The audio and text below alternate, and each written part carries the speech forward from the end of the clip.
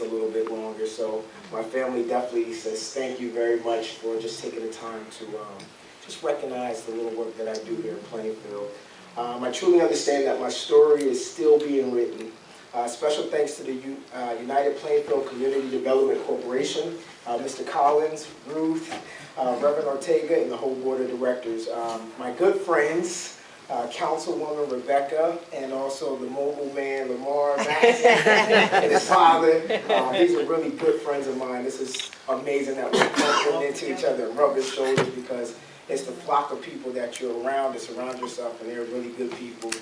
Also, I want to thank my cafe team, my catering team, my board of directors, my assistant, my best friend to a degree, Miss Carol. Can you just wave? Since she's been in my life, it's been about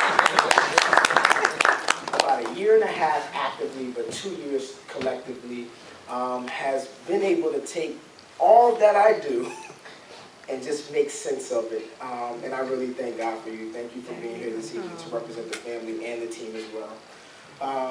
Wow, Community Service Award.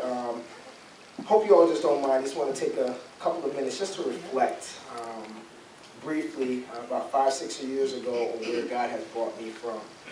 In the beginning of 2008, I had it all. And by the end of 2008, I lost it all.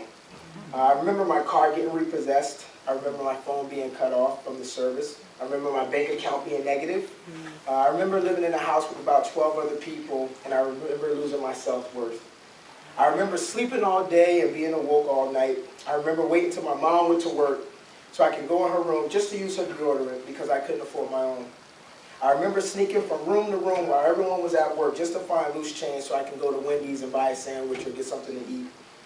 I remember being so hungry and so low and so depressed and so angry with God because I had it all and then I lost it all.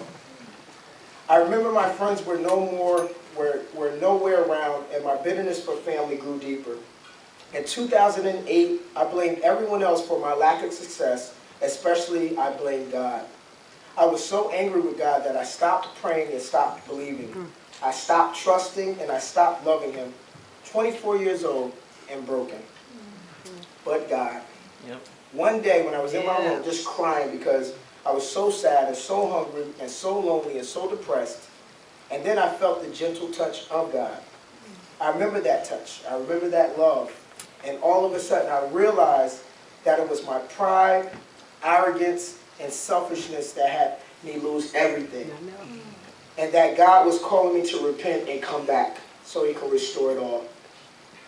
At that point, I cried to God and told Him I was so sorry, and I told Him that I will never leave Him again, and that I promised to serve Him every day He gives me.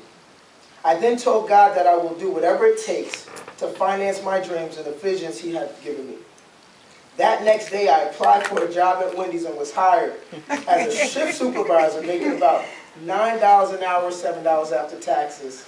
That was in 2008. Now I'm standing before you as an entrepreneur, community man, a mentor, a philanthropist, an author, a man who sits on a couple of boards, spoken to thousands, and has a love for God that is indescribable. I love God so much, and I dedicate this award to Him and the love He has shown me. All right. Now, to all of the people who love this great city of Plainfield, and you may be a little distraught because of the way things look, I really believe that I have a burden and a mantle placed on my shoulder to take guardian and hold of this next generation. I really see that there is a remnant of young people who really desire to be great.